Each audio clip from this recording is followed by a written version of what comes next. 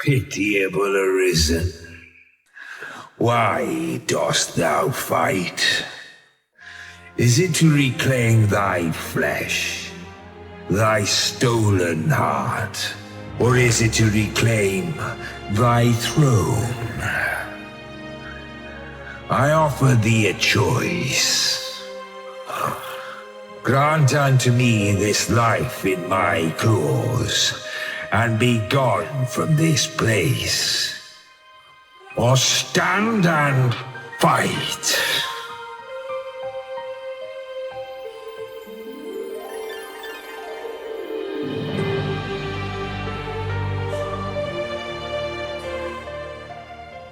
Dragon's Dogma 2 was my most anticipated game this year. I've waited a good 2 years for this game to release. While that is nowhere near the amount of time some other people have waited, I am unbelievably excited that the game is finally out and in our hands. Dragon's Dogma 1 was a game released all the way back in 2012. While it was very rough around the edges, budget cuts, many empty sections of the map, the story, the ox cart quest, don't argue with me, that shit was terrible. Janky, a lot of jank. But despite all that, it is still a game that is very near and dear to my heart. And if only the game had gotten the funding it deserved, then I assure you, the open world genre would have been very different a decade later. So with the announcement of Dragon's Dogma 2, I insta-creamed my pants, because I knew this game was basically a love letter for us Dragon's Dogma fans. So with all that out of the way, let us now address the elephant in the room. The game's release was dog shit. And I'm not talking about any standard 2024 dog shit release where usually, the game would release and it would maybe drop a few frames, some micro stutters here and there, some game breaking bugs, but generally speaking it's nothing too major.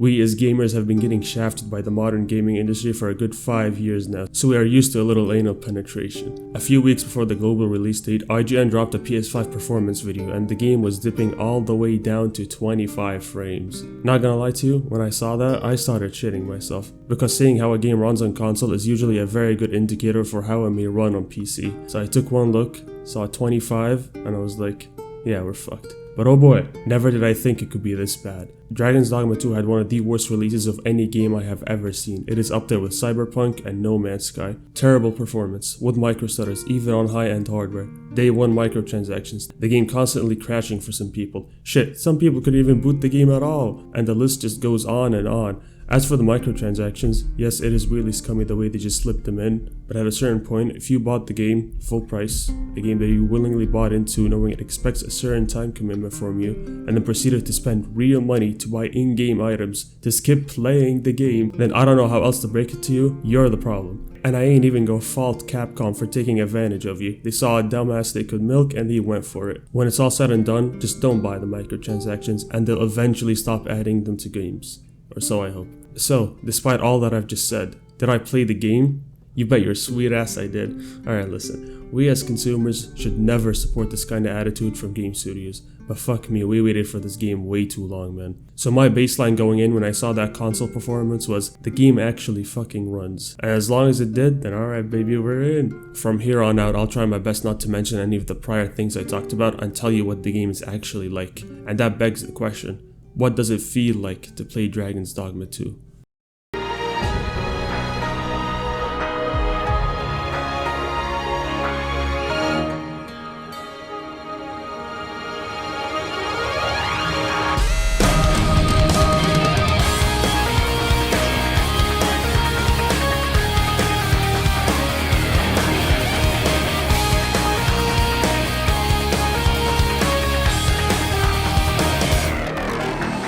Today I walk and look outside.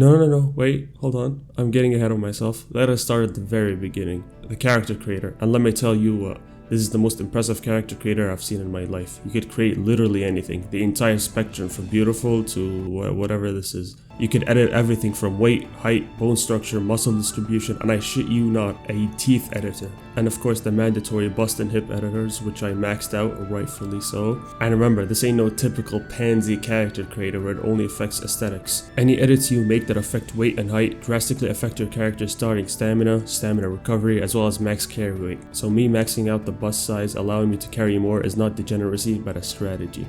Or so I tell myself. And for my pawn... Alright, I know, I'm sorry, I just couldn't resist.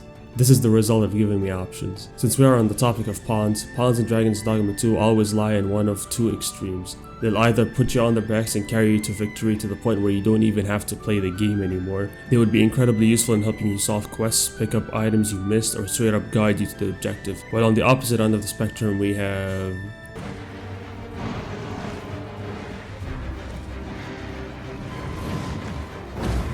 and a little bit of... My magics are yours to command, should you require the skill of a mage. Might I be of assistance? But usually it's just... There's a ladder here. Mayhap this ladder is here for a reason. There's a ladder here. There's a ladder here. And it's not just the pawns, almost all the AI in the game is like this, and I absolutely love every second of it. Hey, what are you guys clapping at? There's nothing there. The AI in this game uses what Capcom calls dynamic AI, whatever the fuck that means. At the low cost of half your computer's processing power, you get an AI system that is only marginally better than the first game, which came out 12 years ago. Alright, I'm gonna keep it real with you. I have no idea what the fuck they were thinking with this one. While yes, when the AI isn't doing what it usually does, the whole dynamic AI thing in theory is quite impressive. The AI would be the closest thing we have to a real person in a video game, to the point where every AI in the game has their own daily routine, and you could literally watch them go on about their daily lives. There is this one quest where you follow this guy around the city, watch him beg for money, and then go drinking with his furry wife, only to find out shortly after that he is a noble man married to a noble woman. We just saw this man cheat in real time in a video game. But in reality, the first game, which came out 12 years ago, I'm gonna keep mentioning that because I am in awe at how any of this past QA already had a very similar system to what I had just shown you. While yes, you could argue it is an improved version of what we already had, the trade-off is just ridiculous. Alright, finally, I can talk about why we're all here now. Imagine a mix between some of the greatest PvE games that have ever existed. I'm talking Monster Hunter, Dark Souls, Shadow of the Colossus, Devil May Cry. The combat in Dragon's Dogma is basically all those games in one. You could parry a monster to break its stance so you and your pawns can beat it while it's down. You could play a support role for your team and ensure their survival. You could just say fuck balance and play warrior.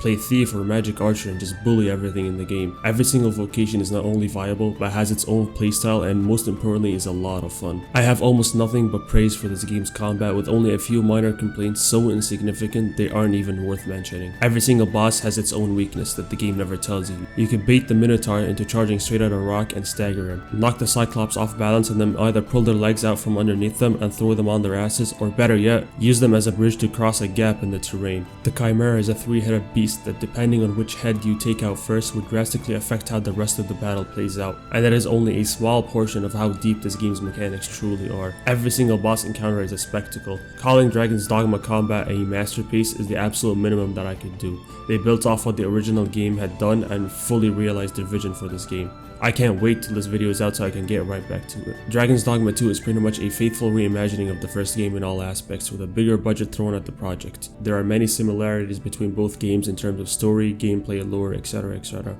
While the first game was phenomenal in terms of combat, it fell short on pretty much every other front, especially the story. When the best compliment I could give the first game's narrative is, it was there, safe to say no one played that game for the narrative, and that was the mindset I went in with for the second game, but then I was pleasantly surprised by how much they improved the narrative. Don't get me wrong, this ain't no masterclass in storytelling, and just like the first game, the narrative does take a backseat at some points. Regardless, it is night and day in terms of how much they improved the major plot points that were all over the place in the original, but really cool nonetheless. And I mean, Grigori, come on, easily the coolest dragon in gaming. The main story is very short. If rushed all the way to the end without taking any detours, it would take the average player around 7 hours to complete and maybe 3 more for the post game. Again, very faithful to the original. For new players this might seem really underwhelming, but remember this is an action adventure game with a heavy emphasis on both aspects. Running through all the way to the end would cause you to miss out on pretty much everything that this game has to offer. The game is unlike any other RPG out there. I'd even go on a limb here and say that Dragon's Dogma 2 is its own subgenre of RPG. Yes, it is that unique within the space. The game has little to no hand-holding. You get the basic controls tutorial at the start, the main quest instructions, and that is it.